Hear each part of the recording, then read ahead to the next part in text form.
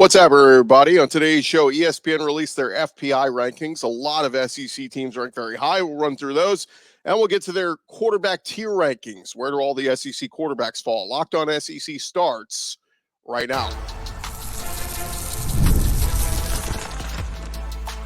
You are Locked On SEC, your daily podcast on the Southeastern Conference. Part of the Locked On Podcast Network, your team every day. And what's up, everybody? Welcome into Locked On SEC. It's great to have you guys along on today's show. We'll run through those FPI rankings. Bama picks up a big-time quarterback recruit and much, much more. I'm Chris Gordy. Thanks for making Locked On SEC your first listen every day. Shout out to everydayers. We're free and available wherever you get your podcasts and on YouTube. Part of the Locked On Podcast Network covering your team every day. And this episode is brought to you by GameTime. Download the GameTime app, create an account, use our code LOCKEDONCollege for $20 off your first purchase. Terms apply. All right, as we dive into it, the new world of the SEC, the ESPN FPI has come out. ESPN releasing their annual Football Power Index ratings and projections, and their college football reporters breaking down the rankings. The ratings, for those who don't know, include forecasts for every team's record, its chances of winning a conference title, and, of course, their probability to make the expanded 12-team playoff and win the national championship. The FPI is a power rating that tracks each team's strength relative to an average FBS squad. Teams are rated on offense, defense, special teams, with the values representing points per game. So they ranked every team 1 through 134, with Kent State coming in absolutely dead last. I believe I saw Temple just ahead of them. That's Oklahoma's opener here to start the season. But here is how they rank in the SEC. And we'll run through these. Coming in the absolute lowest of all SEC teams, it is the Vanderbilt Commodores. They come in at number 76. Clark Lee, he's got his work cut out for him. But 76, I mean, look, we're doing out of 134, so I guess it's not that bad. But 76 for Vanderbilt. Then we jump all the way up into the top 50, as Mississippi State ranks 49th. Pretty good there for Jeff Lebby and company. He's got his work cut out for him this year. Brutal schedule and all that, but ESPN FPI giving them a little bit of credit, putting them at number 49. Now, ahead of them, coming in at number 44 overall, it is Arkansas. Of course, we know Sam Pittman, very much on the hot seat, very much hoping to have a successful season with Taylon Green at quarterback and Bobby Petrino calling his plays. So we'll see if Arkansas can bounce back, have a decent season. Look, get 6-6, maybe even 7-5, get bowl eligible, and Sam Pittman will be a happy man there in Fayetteville. Coming up next, it is Kentucky at number 34. Mark Stoops has had a really nice run there at Kentucky. Perhaps flirted there with Texas A&M for a little bit this offseason, but he's locked in at Kentucky, coming at number 34 in the ESPN FPI. One spot above them at number 33, it's South Carolina and Shane Beamer. A big year for Coach Beamer, as they took a little bit of step backward last year, missing a bowl game. He's got to rally the troops. Had a good recruiting class, and they got to get this thing back on track. From there, we jump up into the top 20, where it is absolutely littered with SEC teams. Coming in number 20 in the ESPN FPI, it is the Florida Gators. Again, this isn't preseason rankings. This is ratings and projections based on a team's strength relative to an average FBS team. Like we said, rated on offense, defense, and special teams, with the values representing points per game. So Florida coming in at number 20. One spot ahead of them, it is the Auburn Tigers at number 19. Coming at number 16, a little surprising here, Ole Miss. Almost everybody's got Ole Miss as a preseason top 10 team, but the ESPN FPI, not as high on them. They've got them 16th. Coming in at number 14, it is the Texas A&M Aggies. Coming at number 13, the LSU Tigers. That matches with about where LSU's been ranked in a lot of the preseason rankings. Into the top 10, where it is heavily dominated by the SEC. Coming in at number 10, they've got the Missouri Tigers. Eli Drinkwitz coming off of a nice season. A lot of people expecting to be preseason top 10. Coming number 9, how about the Tennessee Volunteers? FPI really likes Tennessee there, coming in at number 9. Number 8, Brent Venables and the Oklahoma Sooners. Some may say that's probably a little high for them. Coming in at number 5, Kalen DeBoer and the Alabama Crimson Tide.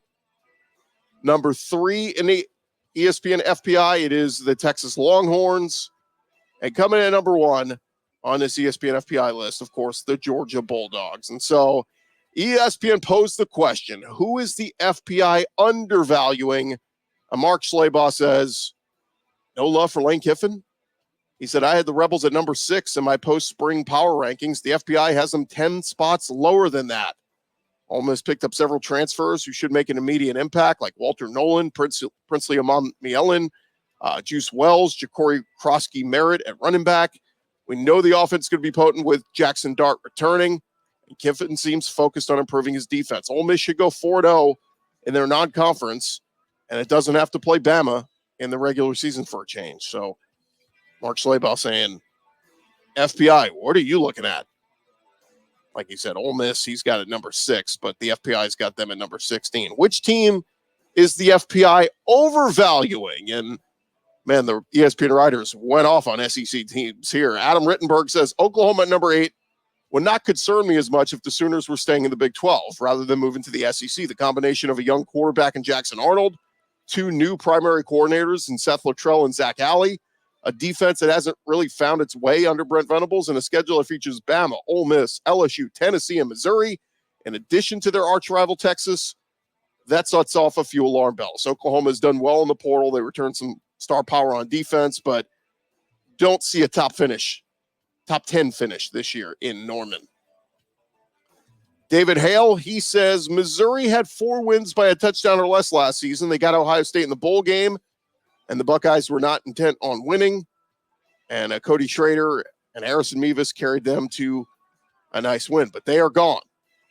He says this isn't to say Missouri won't be good again, but number 10 in the country, the Tigers haven't had back-to-back top 10 seasons since 1968, 1969. Yes, the schedule is accommodating by SEC standards. Alabama and Oklahoma are the only power conference opponents who won at least 8 games last year, but this still feels like an overreach based on last year's surprising success. Every other team in the top 15 would be considered a traditional blue blood. Mizzou is the outlier. And if I were picking an outlier as a top 10 program out of the SEC, I'd go with Ole Miss instead. That was David Hale. How about what Jake Trotter has to say? He says there's plenty of excitement in College Station for the Mike Elko era, and rightfully so. Elko worked wonders with far less talent at Duke, but the Aggies coming off another middling season and have not reached double-digit wins in a season since their SEC debut in 2012 when Johnny Manziel won the Heisman Trophy. Elko should put the Aggies on the right track after Jimbo's disastrous tenure as head coach, but his past Texas A&M teams have proven off-season hype doesn't always translate to winning games in the fall. And lastly on this one, who is overvalued, Mark Schleybaugh going with the Florida Gators. He says Florida went 11-14 in Billy Napier's first 2 seasons, and I'm not sure the Gators will be much better in 2024 because of their brutal schedule. Florida plays non-con games against Miami. Florida State faces a brutal SEC slate that includes road games at Tennessee, Texas, home games against A&M, LSU, and Ole Miss, as well as their annual showdown against Georgia and Jacksonville. The Gators lose Trevor Etienne, who transferred to Georgia. They lose Ricky Pearsall to the draft.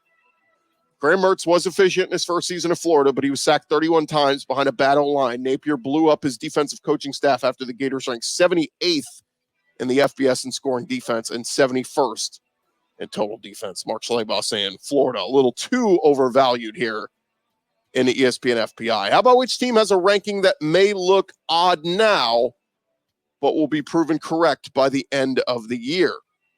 How about Chris Lowe going with Missouri? He said seeing Missouri at number 10 means the Tigers will likely be in the playoff. Might be in a stretch in some people's eyes, but Eli Drinkwitz has done a nice job of replenishing that roster after winning 11 games last year. Mizzou will again be potent on offense with a defense that will count on several high-profile transfers. Equally important is that Mizzou has what appears to be the most manageable schedule in the SEC, avoiding Georgia, LSU, Ole Miss, and Texas. Their toughest non-conference game is Boston College. So Chris Lowe a little bit more bullish on Mizzou. And then lastly, Mark Schleybaugh which team has a ranking that may look odd now, but will be proven correct at the end of the year. Schleybaugh says, does any first-year head coach face more pressure this season than Alabama's Kalen DeBoer, who has the unenviable job of replacing Nick Saban, perhaps the greatest coach in college football history? Alabama is not going to fall off a cliff simply because Saban is gone. DeBoer has won everywhere he's been. Took Washington to the playoff last year.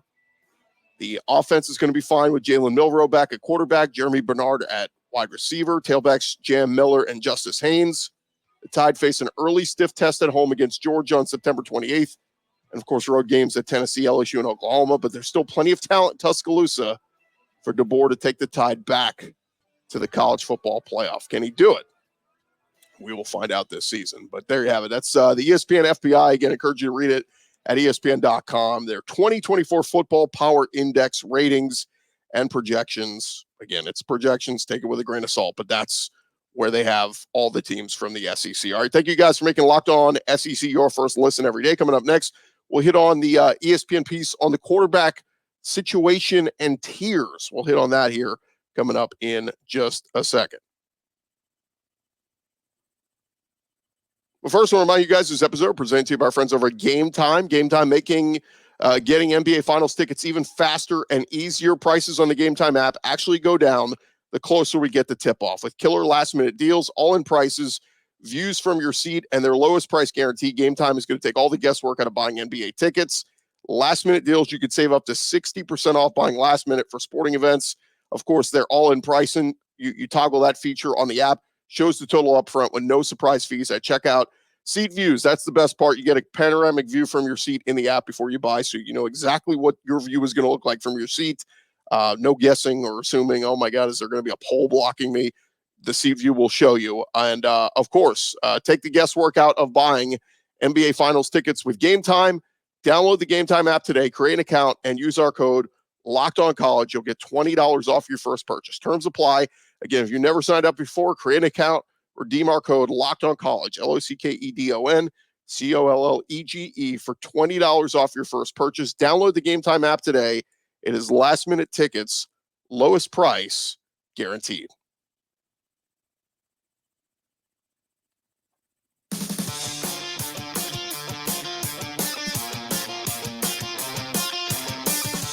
All right, roll along here to Locked On SEC. You guys watching Fox Sports or ESPN all day, you have to turn down the volume with all the shouting. Make the switch to Locked On Sports Today, our free 24/7 sports streaming channel program for you each and every day, bringing you all the biggest stories without all the screaming. Locked On Sports Today, available on YouTube or the free Amazon Fire TV channels app, part of the Locked On Podcast Network, covering your team every day. All right, ESPN did a piece ranking all 134 FBS quarterback situations into tiers ahead of the 2024 season. It was written by David Hale, who does a great job for them. And basically, this is what he says. He says, this is a strange year for quarterbacks in college football. Since 2012, there's been only one other season that didn't open with at least two quarterbacks who finished in the top 10 in Heisman balloting or won a national championship the previous season, and that was the COVID year of 2020. So in 2024, we have Jalen Milroe, and that's it. He says he's the only quarterback to finish in the top 10 in Heisman voting, finish sixth, and then return for 2024. The most accomplished of a quarterback class the year after six quarterbacks were selected among the first 12 picks of the NFL draft. It's not to say there aren't some big names, but he said go back in time to 2012 when we last faced something akin to this quandary. From the ashes emerged Johnny Manziel, arguably the most famous or infamous quarterback of the social media era of college football. So here he has it, his tier one, and he labels this cream of a questionable crop. And he's got Alabama's group, Georgia's group, and Texas's group. And so who does that include? Well, with Alabama, it's Jalen Milroe and Ty Simpson. With Georgia, it's Carson, Beck, Jaden Rashada, and Gunnar Stockton. Texas with Quinn Ewers and Arch Manning. And he has Oregon in here as well with Dylan Gabriel and Dante Moore. He says Carson Beck might be next year's number one overall pick, but he certainly wasn't the biggest talent on his own offense last year. Milroe was benched at one point. After week 3, Ewers had just 3 games with multiple touchdown passes. Ewers and Milroe, by the way, have both started playoff games last year. So here's what he says. Milroe led the country with 26 scrambles for a first down, including 4 that led to touchdowns last season. That's certainly something that he brings to the table. As far as Carson Beck, he says Beck versus ranked opponents last season, a 92 total QBR, 74% completion percentage, 13 touchdowns, just 2 picks, and 10 yards per passing attempt. Carson Beck was very good against ranked opponents last year. And then for Quinn Ewers, he says, when Texas was trailing at any point last season, Ewers had a 72% completion percentage, 5 touchdowns, 1 pick, and 10 yards per attempt. 15% of his throws went for at least 20 yards. Obviously, Ewers was very good. But that's the upper tier. Again, Jalen Milroe, Carson Beck, Quinn Ewers, all in this group. And this is according to David Hale of ESPN. He's got them in there in an elite group. In tier 2, he says it's a tier with an asterisk, and he's got no SEC quarterbacks in that group. So we move down to tier 3, and he calls this checking the upside meter. And in this group, he's got Ole Miss's Jackson Dart with Walker Howard, and then Mizzou with Brady Cook and Drew Pine. And here's what he says. The quarterbacks in this group have combined to start 119 games and throw 217 passing touchdowns in their careers. They have the one trait no one can teach: experience. They are savvy. They are veterans. They're leaders. That's the good news. He goes on to say, since week 11 of 2022, Missouri's Brady Cook has completed 65% of his passes, averaging 7.7 yards per dropback, and posted a 7.8 passing touchdown to interception rate. The full list of the others to do that: Jaden Daniels, Bo Nix, Dylan Gabriel, Caleb Williams. That's an elite company that Brady Cook is in when it comes to that stat. For Jackson Dart, he says against Georgia and Alabama last year, Dart completed just 58% of his throws. Against everyone else, though, he completed 66% of his passes, averaging 9 yards per attempt, throwing 23 touchdowns and just 3 picks. So obviously Dart was very good last year outside of those 2 games against Georgia and Alabama. Coincidentally, they were the 2 games Ole Miss lost. But schedule a little bit more forgiving this year for Ole Miss. They do get Georgia again, but the rest of the schedule very manageable for Jackson Dart. Coming in tier 4, he lists the young and the restless. And in this group, he lists Tennessee's Nico Iamaleava, along with Gaston Moore, and then Oklahoma's Jackson Arnold with Casey Thompson. He says someone in this group is going to make an enormous mark on the 2024 season. There's just too much talent in this group. He goes on to say, as an FBS offensive coordinator head coach, Josh Heupel's offenses have averaged 3,500 passing yards and 29 passing touchdowns a year.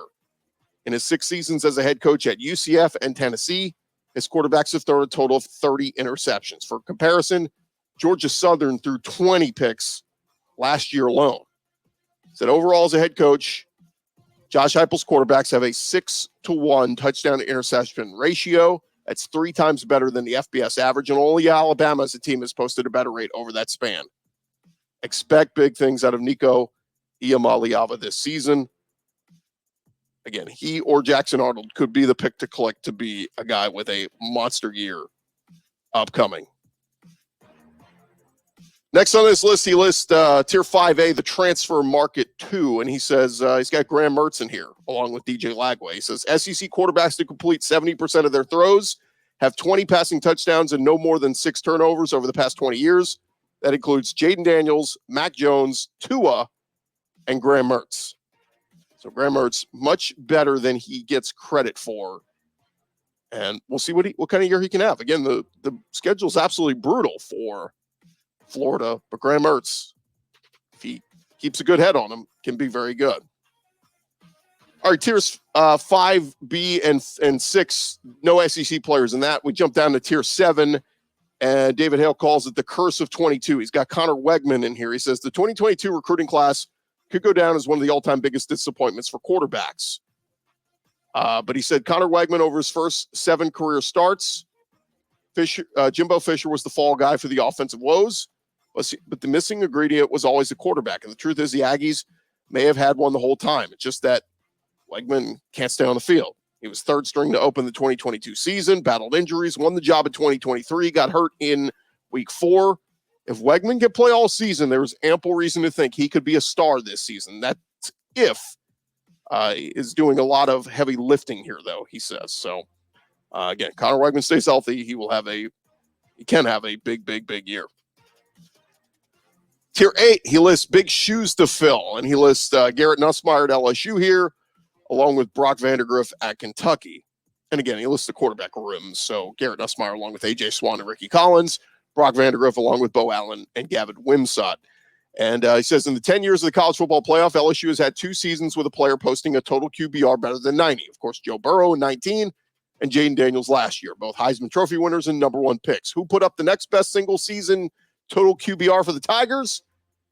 Danny Etling in 2017. The gap between number 2 and number 3 on this list is sizable. So what does that mean for Nussmeier? Well, in 2020, after Burrow left, Max Johnson started the bulk of LSU's games that year, posting a woeful 59 total QBR. I think what David Hale misses here, though, is Miles Brennan started that year, and Brennan threw for what, like 400, 500 yards against Mississippi State in the opener that year, and then he ended up getting hurt a few weeks later. So it's a little misleading there. But he says the sample size are small, but in his 3 seasons at LSU, Nussmeier has thrown at least 10 passes in 10 games. In the first 5 of those, 2 of which came against FCS teams, he completed 58% of his passes. In the last 5, a slate that included Bama and Georgia, he completed 63% of his passes, averaging 9 yards per pass. So we'll see what Garrett Nussmeier does. Again, I thought he had a nice spring. I think he's up for the challenge. He also says since 2011, when it comes to Brock Vandagriff, Kentucky has not had a single season of 20 total touchdown passes and had just 1 season with 2,700 or more passing yards. Wildcats have now hit those marks in 3 straight years. So they've got some continuity here with Will Levis and then Devin Leary, and we'll see what Brock Vandagriff does this year. Rounding this out, he's got the best of the rest. Tier 9, no SEC players. Tier 10, he calls it looking for a reboot, and he has got Blake Shapen in here at Mississippi State. Tier 11, he's got Arkansas's Talon Green and Vanderbilt's Diego Pavia. Coming in at number 13, tier 13, he's got Peyton Thorne in here over at Auburn.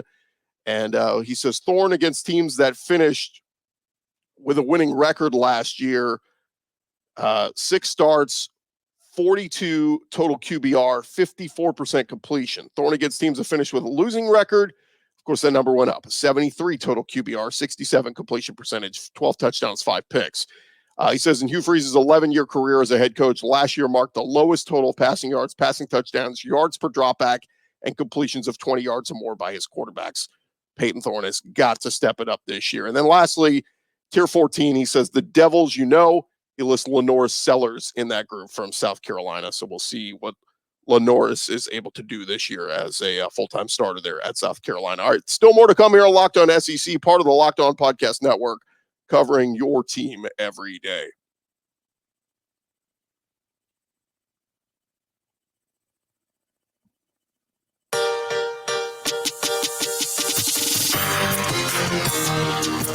All right, roll along here, Locked On SEC. We got plenty to do. Let's hit on a couple tidbits here before we call it a show. Let's go around the conference. Boots out to the right.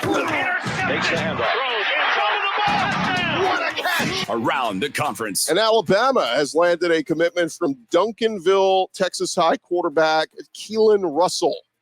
Blue chip quarterback in the class of 2025. Flipped his verbal from SMU to the Crimson Tide on Tuesday. Comes just days after he took an official visit to the school. 6'3", 175 pounds, 4-star recruit. Ranks as the number 6 quarterback in the class and the number 10 prospect from the state of Texas. Sits at the number 38 player in the national player rankings on the 24/7 composite.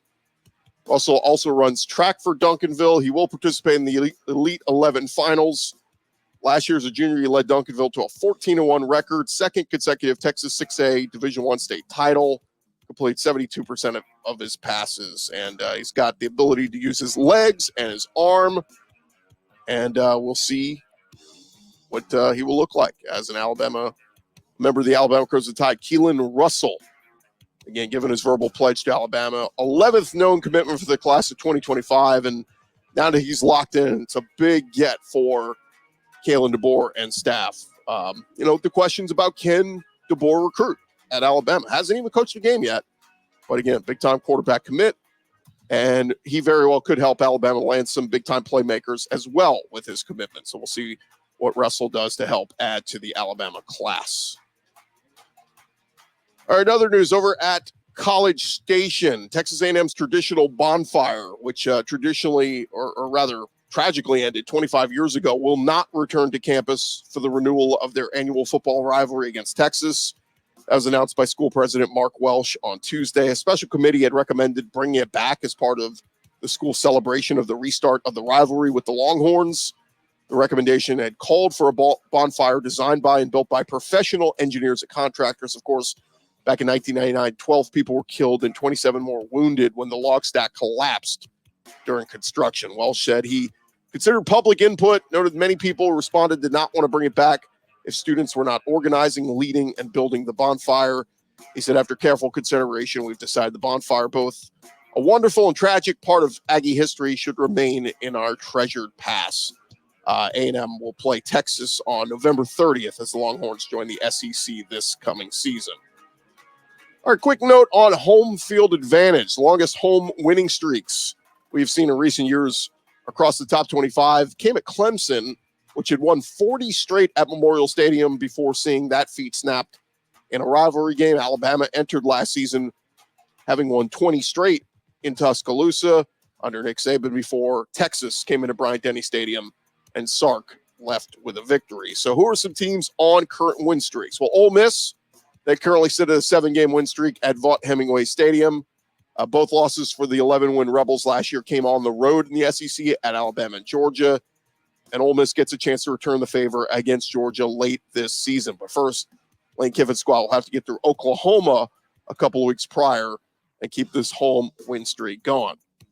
Oklahoma also had a 7-game win streak. The Sooners leave their home digs only once during the first 5 weeks of the season, a trip to Auburn. But matchups against Tulane and Tennessee precede that one. Can the Sooners beat the Vols in Norman and keep that win streak going? That will be a big one. Texas Longhorns also at 7 games in a row at DKR Texas Memorial Stadium. They coasted through their home slate last year en route to a Big 12 championship. But the home schedule this year, one of the best in the country. Sizable games against Georgia and Florida. Got a lot of talent coming back, but we'll see if Texas can build off of that 7 wins in a row at home. LSU coming in at 10 wins in a row at home at Tiger Stadium. Baton Rouge, hostile environment. Brian Kelly is almost perfect at home during his brief tenure at LSU. Took out Alabama and Bryce Young 2 years ago in overtime.